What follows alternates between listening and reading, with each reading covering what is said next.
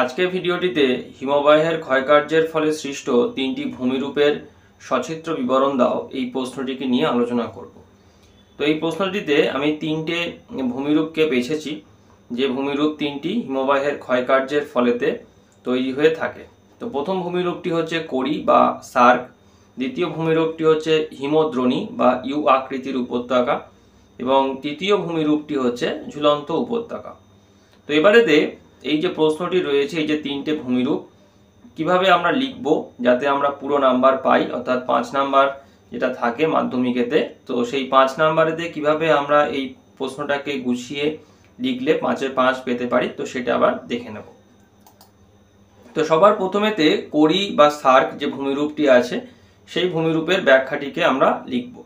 তো সবার প্রথমেতে আমরা সংজ্ঞা দিয়ে শুরু করব, অর্থাৎ কড়ি বা সার্ক কাকে বলে, তো সেটি সবার আগে আমরা লিখে নেব এবং লিখব হচ্ছে যে উচ্চ পার্বত্য অঞ্চলে পর্বতের গা বেয়ে হিমবাহ নামার সময় উৎপাটন ও অবঘর্ষ প্রক্রিয়ায় হাতলযুক্ত ডেকচেয়ারের মতো ভূমিরূপ সৃষ্টি করে। এই ধরনের ভূমিরূপকে ইংল্যান্ডে কড়ি বা এবং ফ্রান্সেতে সার্ক বলে।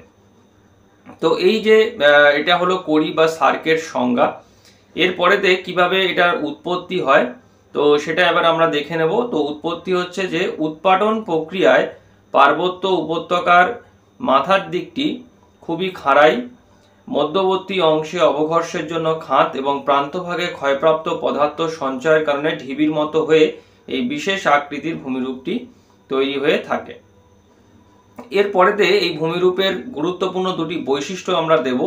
তো প্রথম বৈশিষ্ট্যতে দেব যে একটি কড়ি তিনটি অংশ নিয়ে গঠিত, যথা পর্বত গাত্রের খাড়া দেওয়াল, মধ্যভাগের অবনমিত অংশ এবং প্রান্তভাগের ঢিবির মতো উঁচু অংশ। এবং 2 নম্বর যে বৈশিষ্ট্যটি দেব সেটা হচ্ছে যে কড়ির মধ্যভাগে অবনমিত অংশে বরফ গলা জল জমে কড়ি বা টার্ন হ্রদ তৈরি হয়ে থাকে। এবং এর উদাহরণ হচ্ছে যে বিশ্বের বৃহত্তম গভীরতম অ্যান্টার্কটিকার ওয়ালকট সার্ক, যেটা সব থেকে বড় এবং বৃহত্তম। তো উদাহরণ হিসেবে আমরা সেটা নেব। তো এটা গেল কড়ি বা সার্ক যে ভূমিরূপটি, সেই ভূমিরূপের উদাহরণ। তো এর পরেতে যেটা হবে সেটা হচ্ছে যে হিমদ্রোণী বা ইউ আকৃতির যে উপত্যকা আছে সেই উপত্যকাটি। তো প্রথমে সংজ্ঞাটি দেব, অর্থাৎ উচ্চ পার্বত্য অঞ্চলে হিমবাহের ক্ষয়কার্যের ফলে অবতল আকৃতির উপত্যকা গঠিত হয়।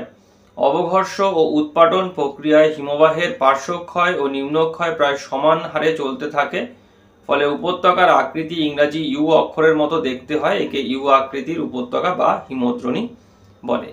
এর পরেতে আমরা লিখব হচ্ছে যে উৎপত্তি, অর্থাৎ কিভাবে এই হিমদ্রোণী ভূমিরূপটি তৈরি হয়ে থাকে। তো ভি আকৃতির নদী উপত্যকার মধ্য দিয়ে হিমবাহ প্রবাহিত হলে একই সঙ্গে সমহারে পার্শ্ব ও নিম্নক্ষয়ের জন্য উপত্যকা চওড়া ও খাড়াই হয়ে ইউ আকৃতির লাভ করে হিমদ্রোণী সৃষ্টি হয়। এবং এর বৈশিষ্ট্য দুটো দেব আমরা, অর্থাৎ পূর্বের নদী গঠিত ভি আকৃতির উপত্যকা হিমবাহের ক্ষয়ের ফলে ইউ আকৃতিতে পরিণত হয় এবং উচ্চ পার্বত্য ও মেরু অঞ্চলে এই উপত্যকা সীমাবদ্ধ। এবং এর উদাহরণ হচ্ছে মার্কিন যুক্তরাষ্ট্রের ইয়োসোমাইট উপত্যকা। তো এটা গেল হিমদ্রোণী এবং বা ইউ আকৃতির যে হিমবাহ উপত্যকা হয়ে থাকে সেইটা। এরপরে আমাদের 3 নম্বর যে ভূমিরূপটি রয়েছে সেটি হচ্ছে ঝুলন্ত উপত্যকা। তো সবার প্রথমে কাকে বলে, অর্থাৎ ঝুলন্ত উপত্যকার সংজ্ঞাটিকে আমরা লিখব যে দেখো, পার্বত্য উপত্যকায় অনেক সময় ছোট ছোট হিমবাহ প্রধান হিমবাহের সঙ্গে মিলিত হয়। আয়তন ও গভীরতা বেশি হওয়ায় প্রধান হিমবাহ সৃষ্ট উপত্যকা উপহিমবাহ সৃষ্ট উপত্যকা অপেক্ষা বেশি গভীর হয়। তাই মনে হয় উপহিমবাহ উপত্যকাগুলি যেন প্রধান হিমবাহ উপত্যকার উপর ঝুলন্ত অবস্থায় রয়েছে, একে ঝুলন্ত উপত্যকা বলে। কিভাবে তৈরি হয় না, ছোট ছোট উপহিমবাহ বিভিন্ন দিক থেকে প্রধান হিমবাহের সঙ্গে মিলিত হয়। ক্ষয়কার্যের তারতম্যের জন্য প্রধান হিমবাহ উপত্যকা উপহিমবাহ উপত্যকার তুলনায় গভীর ও প্রশস্ত হয়। হিমবাহ পশ্চাৎপসরণ করলে উপহিমবাহ উপত্যকাগুলি প্রধান হিমবাহ উপত্যকার উপর ঝুলন্ত রয়েছে বলে মনে হয়। অর্থাৎ এখানে যে ব্যাপারটা ঘটে সেটা হচ্ছে যে প্রধান যে হিমবাহ হয় তার ক্ষয় ক্ষমতা বেশি হওয়ার জন্য সে যে উপত্যকাটা তৈরি করে সেটা গভীর হয় এবং প্রশস্ত হয়।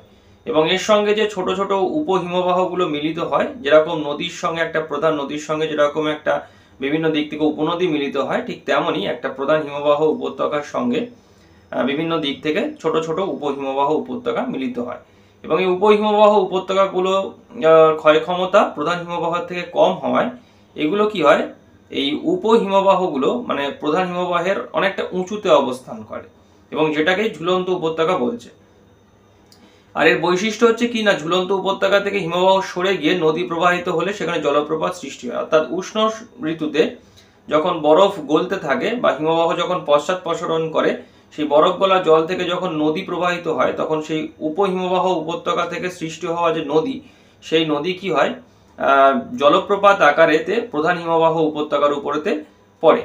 আর কি প্রধান হিমবাহ উপত্যকার তুলনায় উপহিমবাহ উপত্যকা অনেক উঁচুতে অবস্থান করে, যেটা শুরুতে বললাম, কারণ ক্ষয় ক্ষমতা যেহেতু কম প্রধান হিমবাহের থেকে, সেই জন্য উপহিমবাহগুলো কি হয় না প্রধান হিমবাহের অনেকটা উঁচুতে অবস্থান করে। আর এর উদাহরণ হচ্ছে বদ্রীনাথের কাছে ঋষিগঙ্গা উপত্যকা। তো এই হচ্ছে তিনটে ভূমিরূপ, যে তিনটে ভূমিরূপ আমাদেরকে চিত্র সহ ব্যাখ্যা করতে হবে এবং আমি বারবার যেটা বলি যে চিত্র কিন্তু অবশ্যই তোমরা আঁকবে। যদিও এই প্রশ্নের সঙ্গে আমি চিত্রটি দিইনি, কারণ বইয়েতে তোমাদের যে টেক্সট বুক আছে সেই টেক্সট বুকে তোমরা খুব সহজেই এই তিনটে ভূমিরূপের চিত্র তোমরা পেয়ে যাবে এবং তোমরা যদি একটু ভালো করে ধৈর্য ধরে এই চিত্রগুলোকে যদি প্র্যাকটিস করো তাহলে কিন্তু খুব সহজেই কিন্তু তোমরা এই লেখাটার সঙ্গে চিত্রগুলোকে দিলে তোমরা কিন্তু 5-এ 5 কিন্তু এই প্রশ্নটিতে পেয়ে যাবে। তো আজকের ভিডিওটি আমি এখানেতেই শেষ করছি। সবাই ভালো থেকো, থ্যাংক ইউ।